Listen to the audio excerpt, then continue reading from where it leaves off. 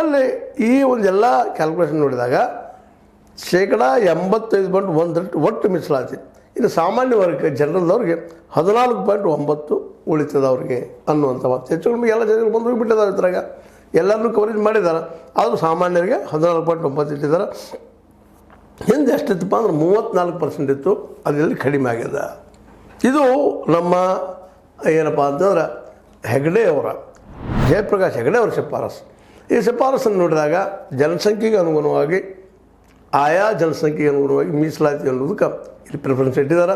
ಹೀಗಾಗಿ ಹಿಂದುಳಿದ ಮತ್ತು ಮುಸ್ಲಿಂ, ಅದೇ ಕಾಲಕ್ಕೆ ಹಿಂದುಳಿದ ಮುಸ್ಲಿಂ ಮತ್ತು ಅತಿ ಹಿಂದುಳಿದವರು ಆಗಿರ್ಬೋದು. ಅದ್ರ ಜೊತೆಗೆ ಇವರೆಲ್ಲರೂ ಕೂಡಿದಾಗ 85.1 ಎಷ್ಟಿನೂ ಬಂದರು ಎಲ್ಲರೂ ಕೂಡ ಅವ್ರಿಗೆಲ್ಲ 85.1 85.1ರಷ್ಟು ರಿಸರ್ವೇಷನ್ ಕೊಟ್ಟಿದ್ದಾರೆ. SC ST ಜೊತೆಗೆ ಪರಿಶಿಷ್ಟ ಜಾತಿ ಪಂಗಡ ಮುಂದೆ ಅದ್ರ ಜೊತೆಗೆ ಹಿಂದುಳಿದವರು ಮತ್ತು ಮುಸ್ಲಿಮ್ಸ್. ಇದು ನೋಡಿದಾಗ ಸಹಜವಾಗಿ ಇವತ್ತು ಅನ್ನಿಸ್ತಾ ಇದೆ, ಹೌದಪ್ಪ ಇಡೀ ವ್ಯವಸ್ಥೆಯಲ್ಲಿ ಅತಿ ಹೆಚ್ಚು ಜನಸಂಖ್ಯೆ ಅವರಿದ್ದಾರೆ. ಆದರೆ ಇಲ್ಲಿವರೆಗೆ ಯಾಕೆ ಮೇಲ್ಜಾತಿರು ಬೇಡ ಅಂತಿದ್ರು ಅದು ಬೇರೆ ವಿಷಯ. ಚರ್ಚೆ ಈಗಾಗಲೇ ಸ್ಪಷ್ಟ ಆಗ್ತದೆ ಇದರಿಂದ.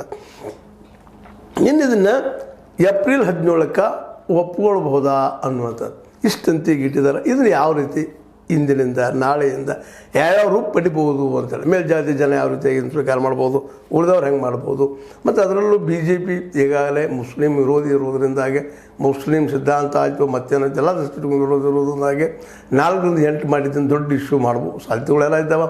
ಚರ್ಚೆ ಶುರುವಾಗಿ ಬಿಡುವಂಥವು ಅದಾವೆ. ಹಿಂದುಳಿದವ್ರ ಬಗ್ಗೆನೂ ಮಾತಾಡೋದು ಅಷ್ಟೇ ಕಷ್ಟ ಅದ ಯಾರಿಗಾದರೂ. ಈಗ ಒಂದು ಹೊಸ ಏನೇನು ಆಗ್ಬೋದು ಮುಂದಿನ ದಿನದಲ್ಲಿ ಬೇಡ ಇದನ್ನು ಒಪ್ಕೊಳ್ಳಬಹುದು ಜನ.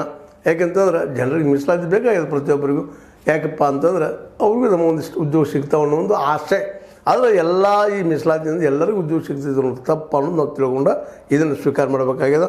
ಒಟ್ಟಾರೆಯಾಗಿ ಈ ನಮ್ಮ ಕಾಂತರಾಜ್ ಅವರ ವರದಿಯಿಂದಾಗಿ 66ರಷ್ಟಿದ್ದಂತಹ ಮೀಸಲಾತಿ ಅದು 85.1ಕ್ಕೆ ಇರುವ ಸಾಧ್ಯತೆಗಳಿದ್ದಾವೆ.